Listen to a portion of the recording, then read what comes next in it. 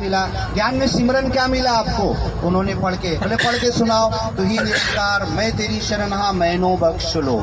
तो उन्होंने कहा लास्ट का शब्द जरा 3-4 बार बोलो, बोलते जाओ, रुकना नहीं जब तक मैं बोलूंगा।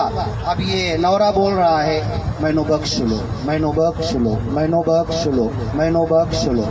फिर उन्होंने कहा दिल से बोल रहे मैनो बख्श लो, तुम्हाला बख्शिश पाहिजे, तुम्हाला माफी पाहिजे? हाँ पाहिजे मला। दिल से बोल रहे, हाँ दिल से बोल रहे कि ऊपर अंतर मन से बोल रहे कि ऊपर मन से बोल रहे? अंदर मन से बोल रहे। मतलब तुम्हें तुम्हारी गलती है, तुम्हारी चूकी है, जब तुम्हें बख्शिश चाहिए।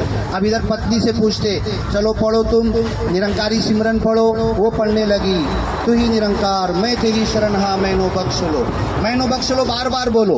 पत्नी बोलने लगी मैनो बख्श लो, मैनो बख्श लो। अब हमारे ज्ञान प्रचारक महात्मा ने कहा बख्शिश की जरूरत तुम्हें भी है, बख्शिश की जरूरत तुम्हें भी है, माफी तुम्हें भी मांगना है। और यही शब्दों कुरान में है मैनो बख्श लो इन्नी कुन्तु मिनज़ ज़ालिमीन, मैं पापी हूँ, मैं गुनहगार हूँ, मैं बदकार हूँ, मैं सियाकार हूँ, गलती मेरी है, मिस्टेक मेरी है, कमी मेरी है, चूकी मेरी है, खामी मेरी है, गलत मैंने किया, मुझे माफ कर दो, मैनो बख्श लो, मुझे माफ कर दो, मुझे माफ कर दो। मैं अपने आप को पापी देखूं, दुनिया को क्यों पापी देखूं? तो यूनुस पैगंबर जब मछली के पेट में गए तो उनको क्या कहना चाहिए था? 1 लाख गांव की संख्या थी, उनको कहना चाहिए था ये गांव वाले कितने नालायक है। मी ब्रह्म, माझ्याकडे ब्रह्म ज्ञान है, एक मालिक की ओळख है, मी सगळ्यांना सांगितलं, माझी पत्नी सुद्धा ऐकली नहीं, मेरे नातेवाईक भी सुने नहीं। गांव वाले कितने नालायक है, ऐ मालिक सबको तबाह कर दे, बर्बाद कर दे, ऐसा नहीं बोले। और यही चीज मोहम्मद पैगंबर ने जब ताइफ गांव में गए यही ब्रह्म ज्ञान लेकर गए। ताइफ गांव वालों ने क्या किया मालूम है? आज तक तो हम प्रचार के लिए जाते, किसी ने एक थप्पड़ नहीं मारा, किसी ने एक पत्थर नहीं मारा। मोहम्मद पैगंबर को इतने पत्थर मारे कि जूते में खून भर गए।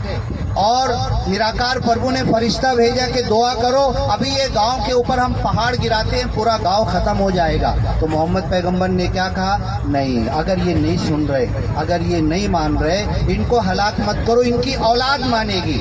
और आपको हिस्ट्री मालूम होना चाहिए कि वही गांव से मोहम्मद इब्ने कासिम सिंध के रास्ते से, केंद्र प्रचारक महात्मा कह रहे थे सिंध के रास्ते, अभी जो हरियाणा से हम लोग वापस आ रहे, वही सिंध के रास्ते से मोहम्मद इब्ने कासिम आए थे और यही ज्ञान लेकर आए थे। और वो कहते हैं कि निरंकारी मिशन जो ज्ञान की बात करता है वो मोहम्मद इब्ने कासिम का लाया हुआ ज्ञान है, वही सच्चे मालिक की ओळख है, वही एक निराकार का ज्ञान है। तो हमें दुनिया वालों को ये कहना वो पापी है नहीं, वो गलत है नहीं, मैं गलत हूँ, मैं पापी हूँ, मैं गुनहगार हूँ, मुझे बख्शिश की जरूरत है, मेरे अंदर कमी है, मेरे अंदर प्रेम कम है, मेरे अंदर लोगों के ताल्लुक से भाव अच्छे नहीं है, मैं अपने भाव को सुधारूं और सबको मिलना चालू करूं। तो ये सिमरन सिखाता है इन्नी कुन्तु मिनज़ ज़ालिमीन, पापी तो मैं हूँ।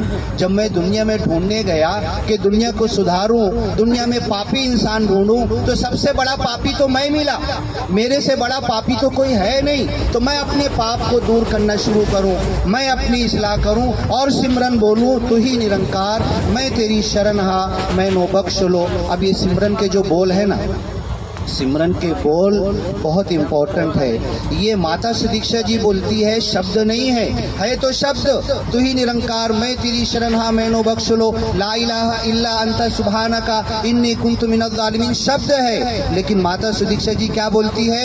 ये शब्द नहीं है, ये मन के भाव है। हम मालिक के शरण में, मैं तेरी शरण हा, मैं रेल में नहीं हूँ, मैं बस में नहीं हूँ, मैं पृथ्वी में नहीं हूँ। अभी अचानक कुछ होगा, ये रेल कहाँ गिरेगी, विमान कहाँ गिरेगा, बस और रिक्शा कहाँ गिरेगी, हमें पता नहीं चलेगा।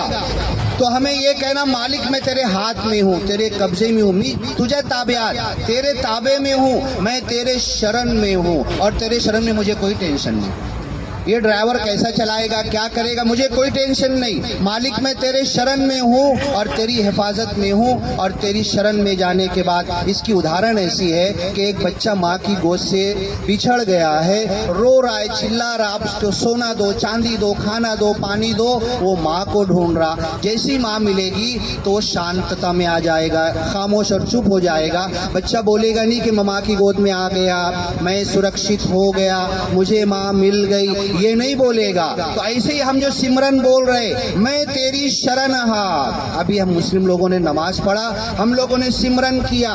नमाज जब ही कबूल होगी जब मालिक की याद में हम लगेंगे, एकमिक होंगे, मालिक के साथ जुटेंगे, दुनिया से ख्याल को निकालेंगे। सिमरन हमारा निरंकारी सिमरन उसी वक्त कबूल होगा जब हम मैं तेरी शरणहा बोलेंगे, तो मालिक की याद में डूब जाएंगे, दुनिया को भूल जाएंगे, तो ये सिमरन कबूल होगा। और जब ये सिमरन कबूल हुआ तो मैं आपको बताऊंगा, तांडा के अंदर 200 तांडा के अंदर बंजारा समाज के लोग नांदेड़ में, यावतमाल में नशा मुक्त हो गए, उनके घर में खुशी आ गई। मैं 10 साल से नमाज पढ़ रहा, मैं 10 साल से सिमरन कर रहा, निरंकारी हूँ, मेरे घर में खुशी क्यों नहीं आई? मैं झूठा हूँ, मैं नमाज पढ़ने में झूठा हूँ, मैं सिमरन करने में झूठा हूँ, मैं मालिक के साथ लग नहीं रहा, मैं तेरी शरणहा बोल रहा। सुबहाना का तू बेऐब है, तू पाक है, तू सब कुछ कर सकता, बिना हाथ के करता है, बिना पैर के चलता है, बिना कान के सुनता है, तू निराकार है, तेरा कोई जिस्म आकार नहीं, तू सब कुछ करता है, मेरी मदद कर सकता, लेकिन मैं झूठा हूँ, इस प्रभु निराकार पर विश्वास नहीं कर रहा हूँ। मैं नमाजी तो हूँ, 10 साल से नमाज तो पढ़ रहे, नमाज पढ़ते पढ़ते मेरे यहाँ पर पेशानी पर, चेहरे पे काले गट्टे आ गए, लेकिन मैं झूठा हूँ, अल्लाह की कसम मैं झूठा हूँ। मैं अल्लाह के साथ लगा ही नहीं, मैं निराकार के साथ लगा ही नहीं, मैं निराकार की कदर नहीं की। कुरान में एक शब्द लिखा हुआ है,